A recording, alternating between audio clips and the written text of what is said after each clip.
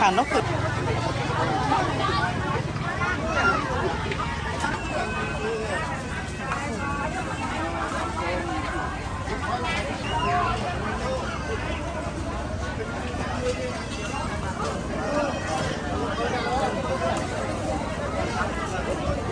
Mẹ, anh đi nhắc ra là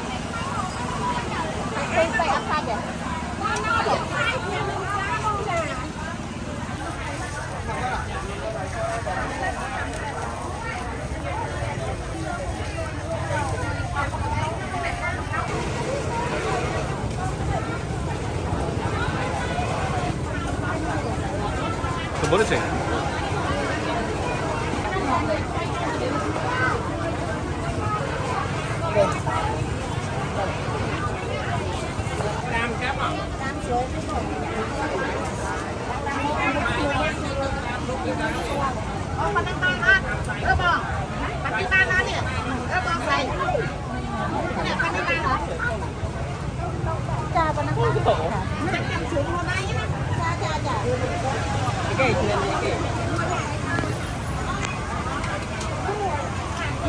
Bà ông.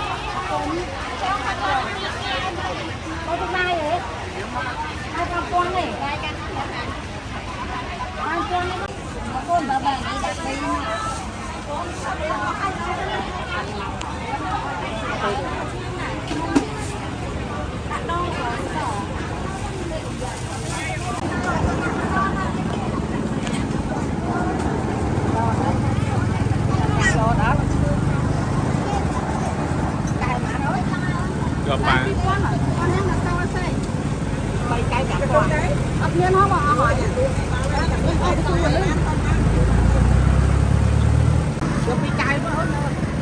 cho bay mẹ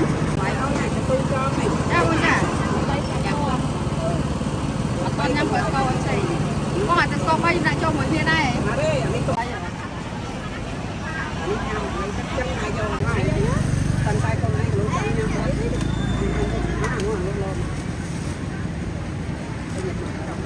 muốn được rồi cho đạp tàu là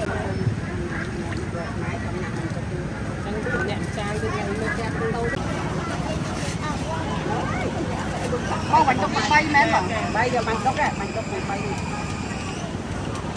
dạ ở đây không ở đây à đi vậy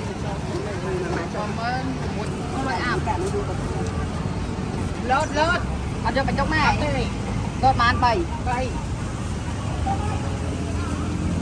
tao là con lạnh nha đang cái nào à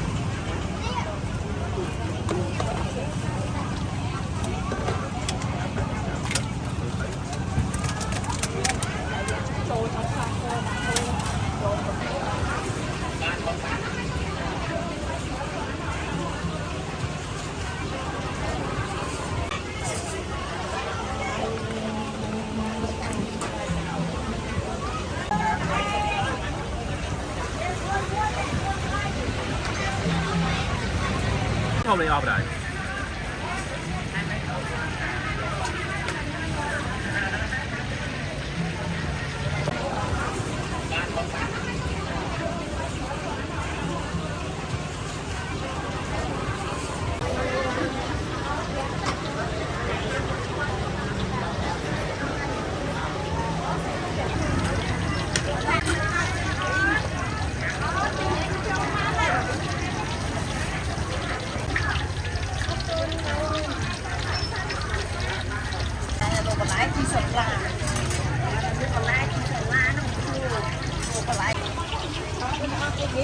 qua em mà thôi, thắt cái mấy của bán này.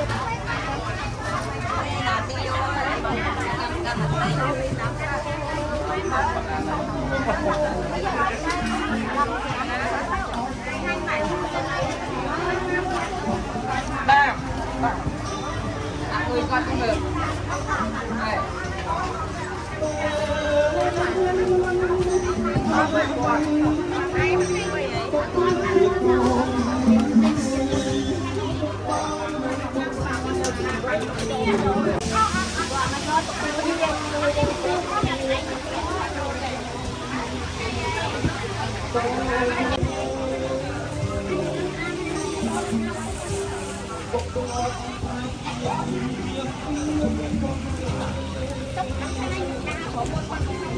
chạy chân mới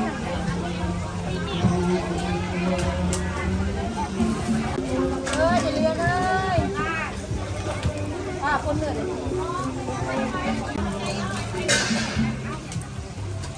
bỏ món ăn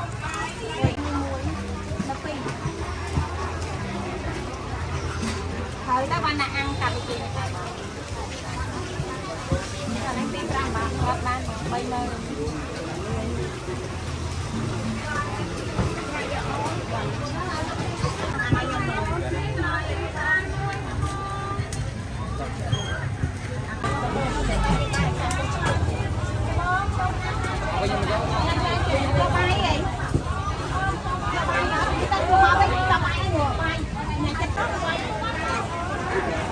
đang tầm bao môi đang cày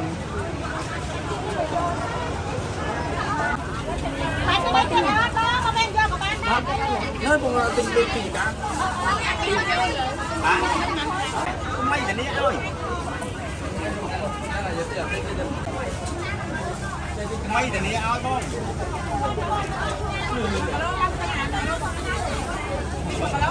ba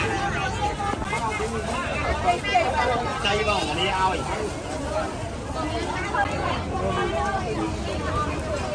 ở nơi không ăn phi